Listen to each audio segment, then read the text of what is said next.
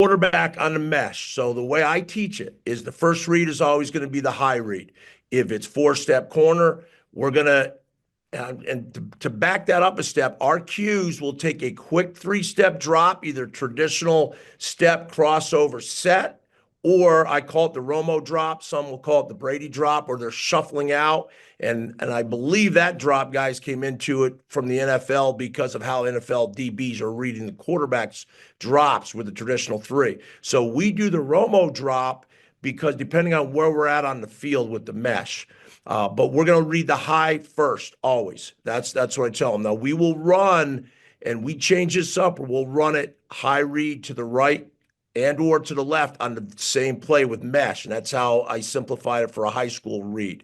But so the corner, post, the wheel, if we run wheel, we're reading the post wheel as one read as to what the corner's doing, if it's one high man or if it's two high, but we're going to make that one read the post wheel.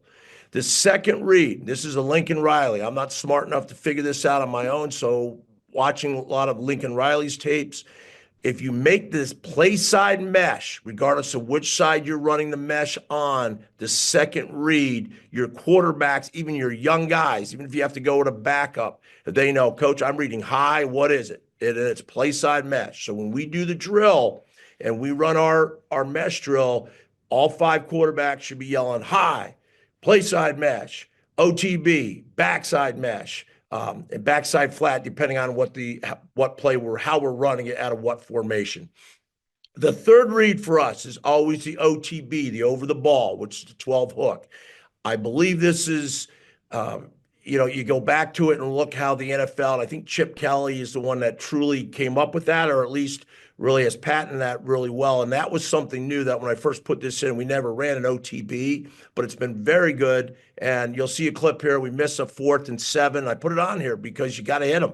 And we miss it going in the red zone, and we turn the ball over and downs, but it's there. So we work that every day. The drop by the quarterback, quick three-step or the Romo, depending on how fast and what your quarterbacks are capable of doing. I practice and train them to do both. The score zone inside the 10-yard line, we're going to take a rocker step. We're going to rock back. We're looking at that number one read because we know most times it's going to be man down there. And even if it's zone, they're running some kind of pressure that's coming with it. So we don't have a whole lot of time. I also ask our quarterbacks to elevate all throws in the red zone.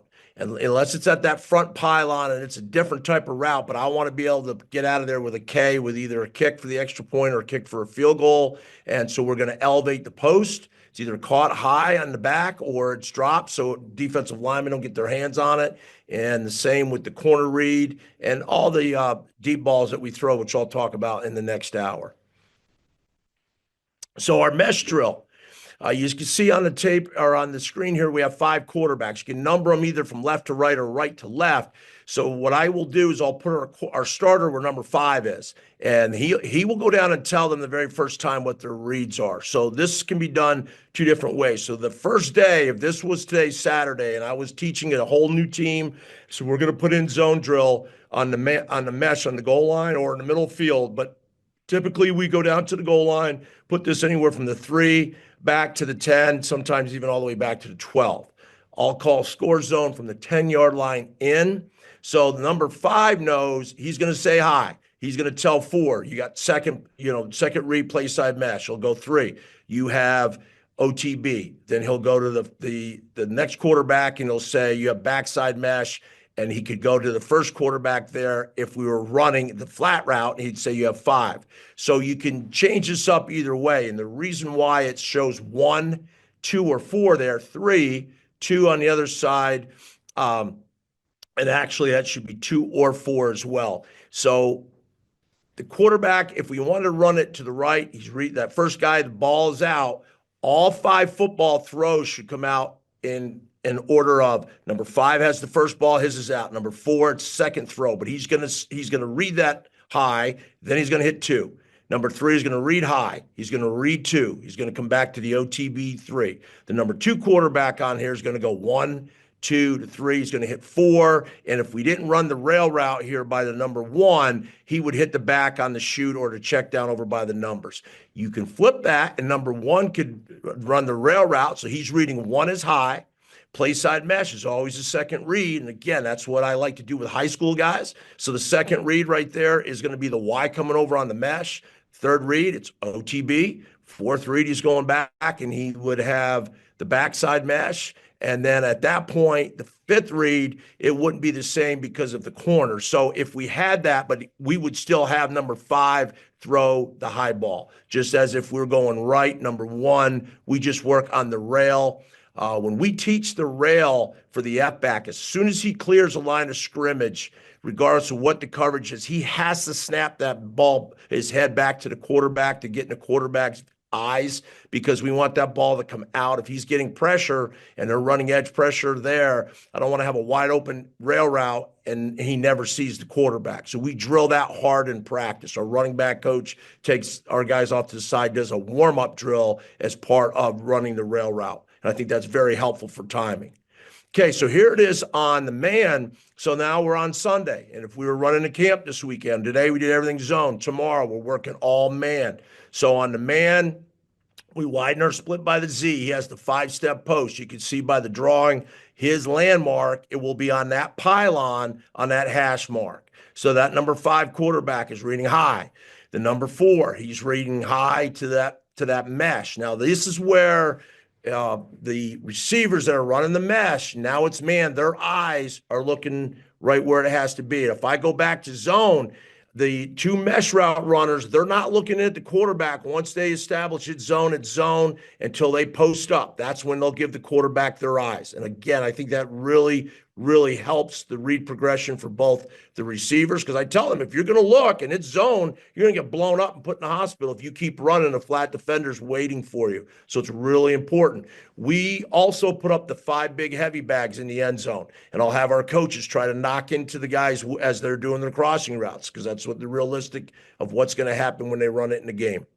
So the climb part, and that may be a little steep there on the left in the orange, but to the right side, we're going to climb, and you'll see it here on the tape, where all of a sudden, if there's a free safety and he's flying down, or say it's cover 2, and that half field safety, and they're in some type of quarters, and you flatline that mesh across, they can undercut that and take that to the house.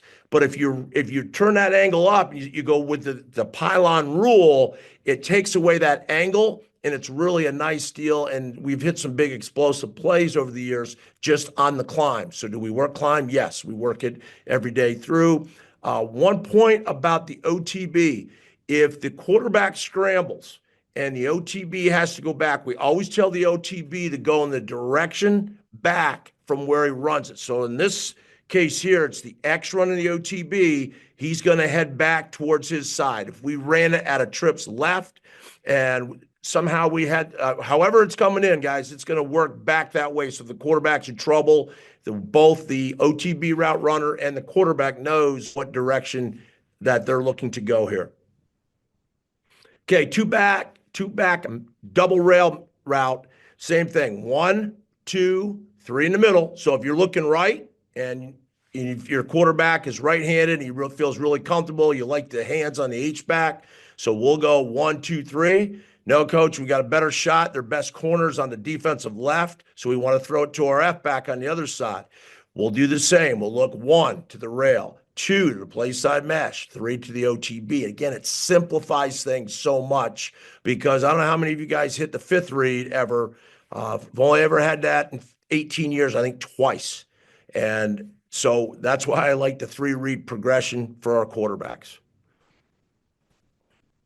All right, so first one here, and what I'm going to do, try to get the screen a little bit larger. So here's 2 backs, rail, there's the mesh, slap the hands. I'll go each time twice, guys, with this against a very solid football team that we're going against here. Again, 2 backs, we're in a compressed formation. So there's the mesh, the OTB's setting up behind him right here. And that OTB, I wish I had an end zone cut, because really, really opens. But this is, to me, the easiest read you can get. This is a sophomore quarterback here throwing this. And he's just, so it's quick read, he gets it out, 10, 11 yard play. And that's what we're looking for here.